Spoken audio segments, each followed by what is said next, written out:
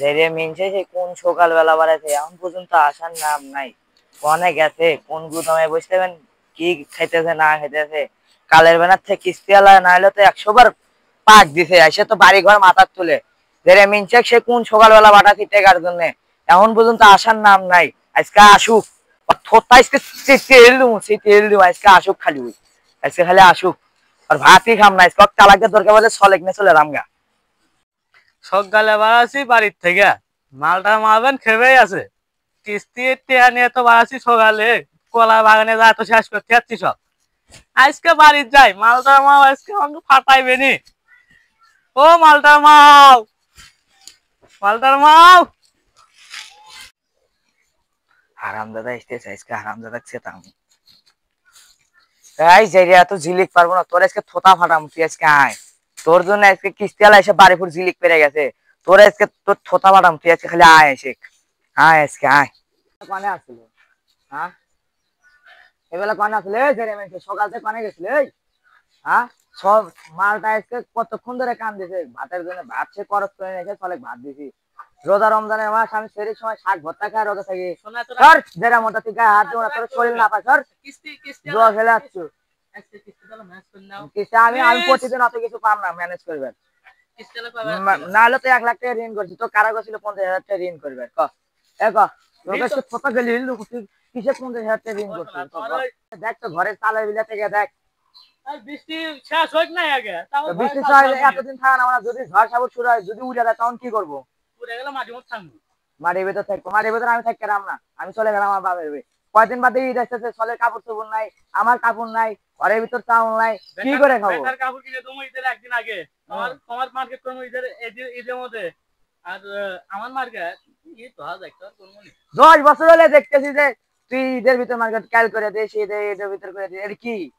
আমি আর তোর সঙ্গে করবো না। রাগ করো না, কিস্তিওয়ালা তোর বাবা এসে কেমনে দিব তুই দিয়ে গা। হাড়িত নাই ভাত, ঘরের নাই চাল, গুদামে তো খায় আসলো মাল। এই মতো তোর সংসার চালায় কারা? কিস্তিওয়ালা সকাল থেকে 7 বার পাক দিয়ে গেছে, 50,000 টাকা ঋণ ঋণ তুলছো, এ পর্যন্ত কিস্তি একটা দিবার পাস নাই। হ্যাঁ কিস্তিওয়ালা কয়া গেছে যে আপা আমার যদি বেতন আটকে, তখন আপনার বাড়ির গোসল নেখে থাকবো, নিজেরাই খায়া খায়া পরে বেঁচে থাকতে পারে না। ওকে তুই চালাবো কেমনে? তুই কাম ধরবো না? হ্যাঁ সংসার কি কাজ বাজ করবো না তুই? শোনা তুমি এলে কি গো, আমি তো এলে করি না। আর কিস্তি আলা আসলে হলে 2-3 দিন সময় নিও, দেখি আমি এলা কাম কাজ পাই নাকি। আবান দিছে জবের গেছিল, মহাজন জবের গেছিল, আমি যাই দেখি কাম কাজ যদি পাই তাহলে কামটা করে টাকা নিয়ে আসি। কিস্তি আলা আসলে মানায়ও আমি কামে যাই, কামে তো টাকা পয়সা। আব্বা আব্বা আব্বা আমার কাপড় কিনতে না, ঈদ সামনে, চেন্টুর বাপ চেন্টু কাপড় কিন দিছে। ঈদের একদিন আগে নিও নি বাবা, না না চেন্টু সাইতো কাপড় কিনতে না বাবা, চেন্টু সাইতো ভালো কাপড় নেছে তুমি বাবা, একটু দিন ধরো ধরো। আমার কাপড় এখন কিনতে না, গত ঈদও কিনে দাও না, এত জিদ করলে হবে? পুরন কাপড় দিয়ে আমি ঈদ করতে হবো না।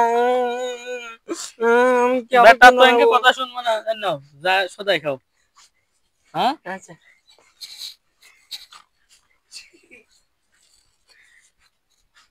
বেটাক তো সদাই খাওয়ার টেয়া দিলাম, হাসতে হাসতে সদাই খেয়ে গেল।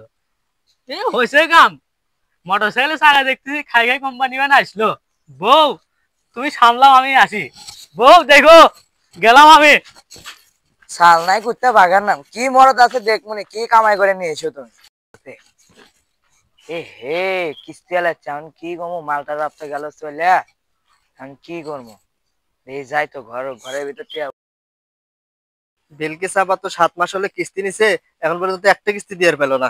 কি যে মুশকিল হয়েছে, বস আমার ভিতর আটকে দিছে। আমি বিলকিস আপাকে যে আজকে ধরবো, আজকে যদি কিস্তি না দেয়। বিলকিস আপা আছেন? ও বিলকিস আপা বাইরে ঘরের মধ্যে থেকে কিস্তি নেওয়া লাগবে আজকে।